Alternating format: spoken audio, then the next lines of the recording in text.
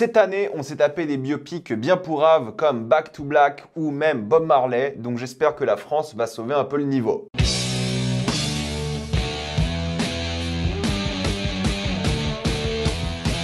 Monsieur Aznavour. Comme d'habitude, jusqu'à la minute indiquée dans le titre de la vidéo, il n'y aura pas de spoilers, quand vous êtes tranquille, après on va tout spoiler. Monsieur Aznavour est l'histoire de Charles Aznavour, de sa tendre jeunesse, de réfugié arménien à presque la fin de sa vie. On va vivre ses débuts en musique jusqu'à sa gloire, en passant évidemment par ses nombreux problèmes personnels ou professionnels. Vous le savez, mais moi, les biopics musicaux, j'ai un peu de mal pour plein de raisons. La première, c'est que c'est toujours le même film, genre constamment le même film. Il y a zéro originalité et il y a rarement quelque chose intéressant. J'aime bien lorsque les biopics changent un petit peu, quand ils parlent de thématiques sérieuses, quand ils épousent même le concept de la comédie musicale, comme récemment Rocketman par exemple. En vrai, j'aime bien les biopics musicaux lorsqu'ils sont bien faits et apportent quelque chose, mais en général, c'est juste un listing Wikipédia avec les meilleures chansons de l'artiste passées par-dessus les images et c'est rarement intéressant. Et j'en ai vu plein des biopics et il y en a plein que j'aime pour le coup. Et j'avais peur que Monsieur Aznavour soit ce que je viens de décrire. Et le pire est que ce que je viens de décrire là, en général, les gens adorent. Ils raffolent de ce genre de biopic. Tu mets des gens face à un film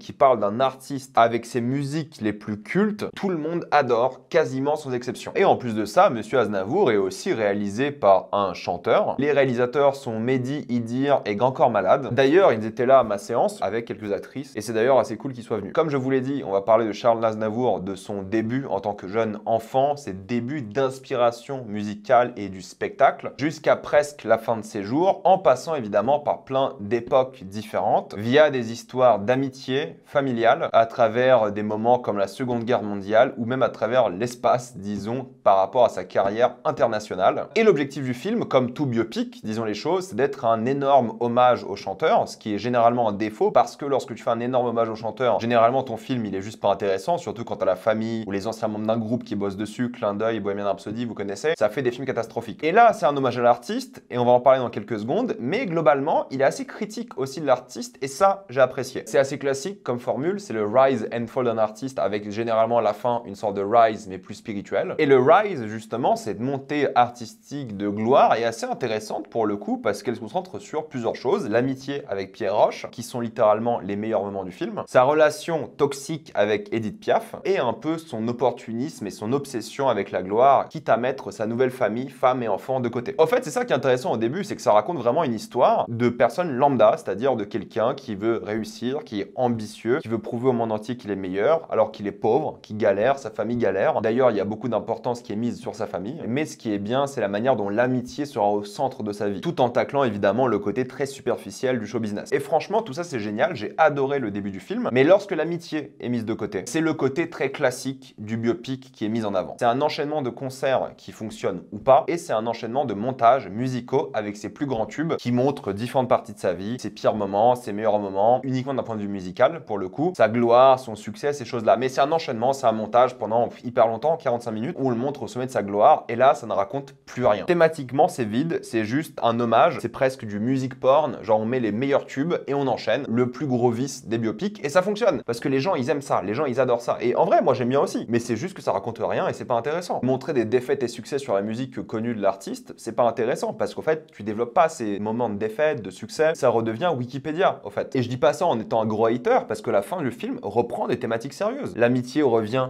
un peu au centre du récit, ça va parler de sa famille, des gens qu'il a perdus, comment il vit ses pertes, comment il arrive à s'inspirer de la musique parce qu'il est en panne d'inspiration, et j'aime beaucoup le processus créatif au début et la fin du film. Au milieu, ça parle que de sa gloire et de son hommage, il n'y a plus rien d'intéressant, mais au début, quand il apprend à écrire sa musique, la manière dont il s'inspire de ce qu'on voit à l'écran, on va montrer plein de passages de réfugiés arméniens, on va montrer plein de moments de sa vie qui l'ont inspiré directement, et du coup, en gros, il passe la musique et en même temps, les moments qui ont inspiré dite musique. Et ça, en vrai, c'est une bonne idée, ça montre juste le processus créatif de manière simple mais efficace. Ça va parler un peu de son opportunisme, entre guillemets, de son addiction à la carrière d'artiste, de la communauté LGBT qu'il a mis en avant. Il y a une douceur mélancolique aussi vers la fin du film. Et c'est ça qui est handicapant pour moi, c'est que j'aime beaucoup le début, j'aime beaucoup la fin, mais ce milieu Wikipédia de musique, je trouve assez insupportable. Pourtant, il y a quelques idées de mise en scène, hein. J'aime beaucoup la lumière aveuglante de la scène qu'il voit dès son plus jeune âge, qui l'accompagne durant toute sa vie, et à chaque fois qu'il sera sur scène, il sera libre lui-même. C'est à ce moment-là, tu as l'impression qu'il a vraiment connu connecter avec qui il doit être. Il y a un plan séquence aussi qui est assez impressionnant techniquement, qui va aller de la scène d'une salle de concert à la foule et revenir vers la scène. Je pense qu'il y a des fausses coupes ou alors ils ont transité la caméra d'une caméra sur une grue à quelqu'un qui la tient pour faire le tour. C'est un choix intéressant. Est-ce que ça raconte grand chose? Je ne trouve pas, parce que le public n'est pas intéressant à regarder durant cette séquence. Je vais pas trop en révéler, mais c'est une tentative et c'est un truc que j'aime bien au final lorsque ce genre de film essaye des trucs comme ça. J'aime beaucoup le travail sur certaines couleurs, surtout le rouge. Le rouge, c'est carnet, les carnets où il écrit. Et il y a plein de petits carnets qui seront dissimulés partout, qui vont représenter un peu sa créativité, son art. Et ils vont jouer sur ça, entre l'art qu'il avait à l'époque, son manque d'inspiration et tout. Et il y a même un passage en chanson hip-hop qui est super parce qu'au fait, c'est un sample d'une musique d'Aznavour. Et du coup, ça montre plusieurs choses. L'ouverture d'esprit d'Aznavour par rapport à la nouvelle musique, qu'on revoit beaucoup dans le film. Il est souvent très à l'écoute de ce qui arrive de nouveau, comme le rock. Et du coup, ce sample prouve un peu l'impact d'Aznavour international parce que c'est une chanson de hip-hop ricaine. Et en même temps, son ouverture d'esprit qu'on voit pas mal. Mais le problème, c'est que c'est un film, alors non pas à Oscar cette fois-ci, mais à César. C'est un film extrêmement académique, simple, qui n'ose pas grand-chose malheureusement, qui est pas moche, mais pas joli à la fois parce qu'il se cantonne à des trucs très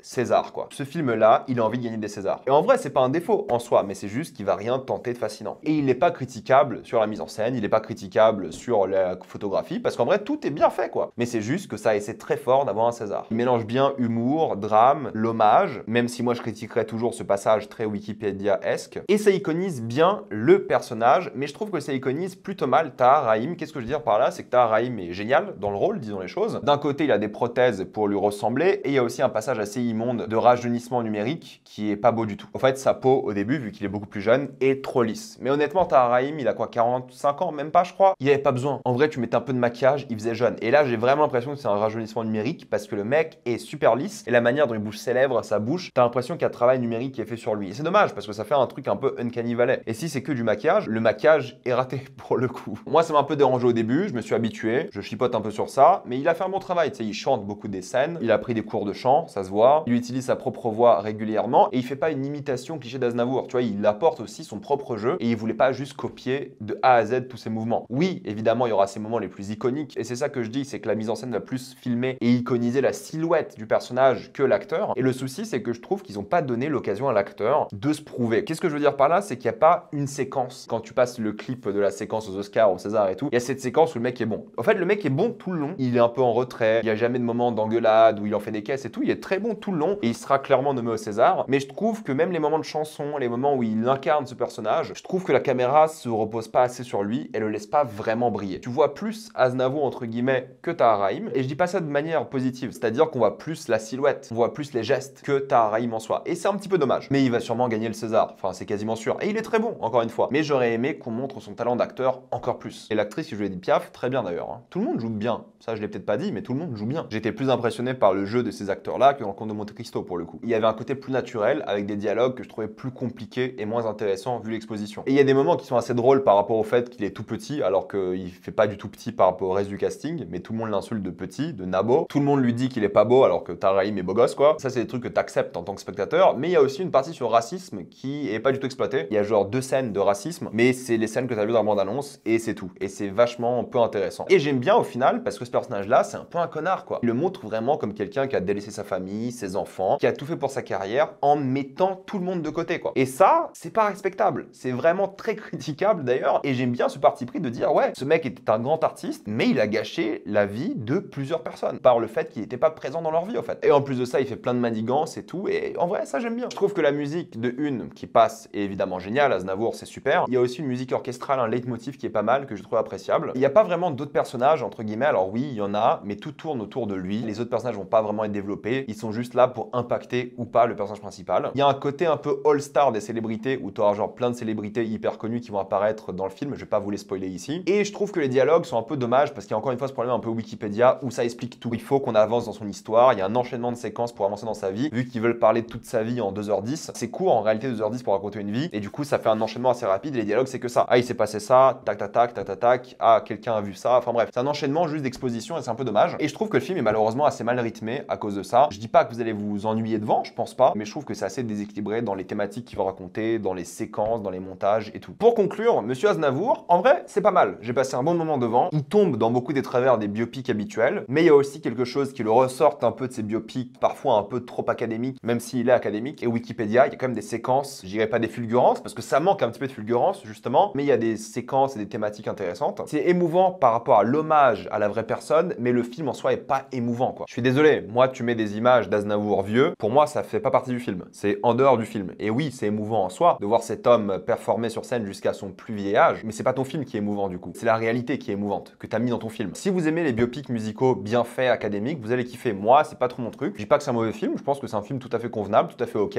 Je vais pas m'en rappeler, pas du tout mémorable. Aucune séquence ne m'a marqué personnellement. Et c'est dommage parce que les choses les plus intéressantes du film sont un peu handicapées par le besoin obligatoire de faire un hommage. Mais encore une fois, pour les gens qui aiment ce genre de film, vous allez sûrement apprécier et on va sûrement en parler au César. Je pense qu'il sera hyper bien noté, tout le monde va adorer et je serai encore les grilles de service parce que j'ai trouvé ça ok sans plus, comme Le Comte de Monte Cristo quoi. J'ai trouvé que c'était deux films hyper académiques, hyper simples, déjà vus 1000 fois et moi je ne suis pas plus gentil avec un film parce que c'est français. J'attends de mon pays de faire des bons films. Et là, ce sont des bons films ces deux-là, hein, je dis pas, mais je vais pas m'en rappeler des deux honnêtement. Maintenant, on va passer en spoiler.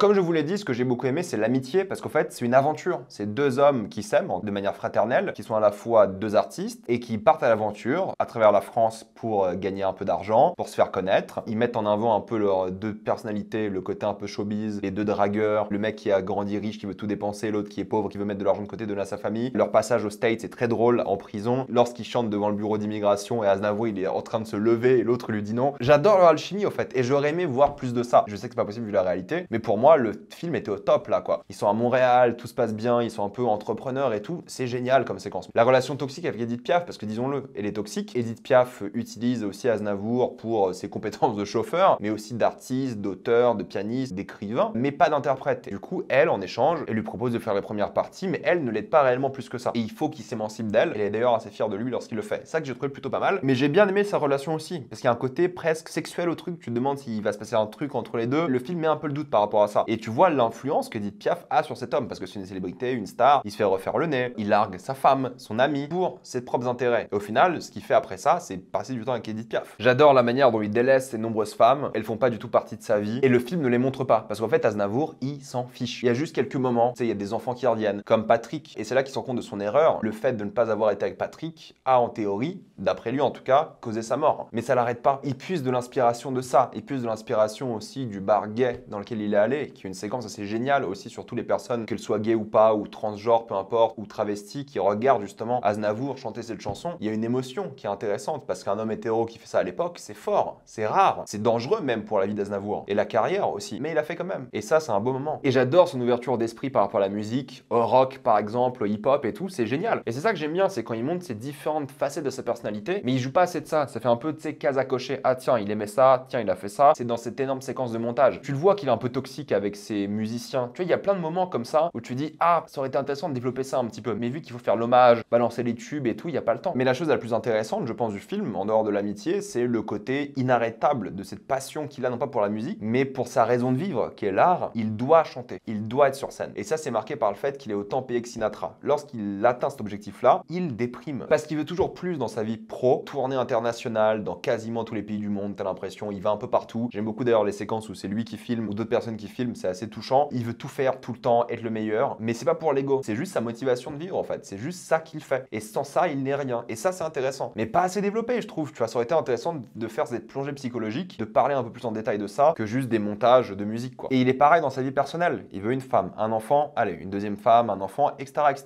Il s'arrête pas, il achète plein de maisons. Et la chose la plus intéressante, c'est son apport à la famille. Sa famille principale, celle de ses parents. La vraie femme de sa vie, c'est sa sœur. Et même si le plan séquence dans la salle de concert était techniquement bien fait, j'ai adoré la séquence d'après. Lorsqu'il revient en arrière, il doit saluer le public, il a pas envie, il est découragé, c'est une sorte de coupure, la couleur change et tout. On dirait un rêve, presque il y croit pas de ce qui va se passer. Et lorsqu'il retourne, tout le monde applaudit. C'est une belle séquence. Et j'ai trouvé les retrouvailles avec Pierre, justement, très touchantes aussi, vraiment bien faites. Et le montage de fin, évidemment, avec Aznavour est touchant aussi, mais encore une fois, c'est pas partie du film pour moi, ça. J'aurais trouvé ça d'ailleurs plus touchant de voir Tahar Rahim vieillir avec du maquillage, des prothèses au fur et à mesure et chanter jusqu'à la fin de sa vie que des images d'archives. Et après, pendant le générique, tu peux mettre des images d'archives kiffes si tu veux. Donc je vais m'arrêter là, mettez-moi dans les commentaires ce que vous en avez pensé. Je sais que vous n'allez pas être d'accord avec moi, je sais que je vais encore passer pour un hater, c'est comme ça, c'est la vie. J'ai partagé mon avis, je pense, assez argumenté. Mettez-moi le vôtre dans les commentaires. Pensez à vous abonner à la chaîne pour voir les prochaines vidéos. Mettez un j'aime, ça aide beaucoup la chaîne. Et suivez-moi sur tous mes réseaux pour plus de contenu exclusif. Et moi je vous dis à la prochaine fois. Salut à tous.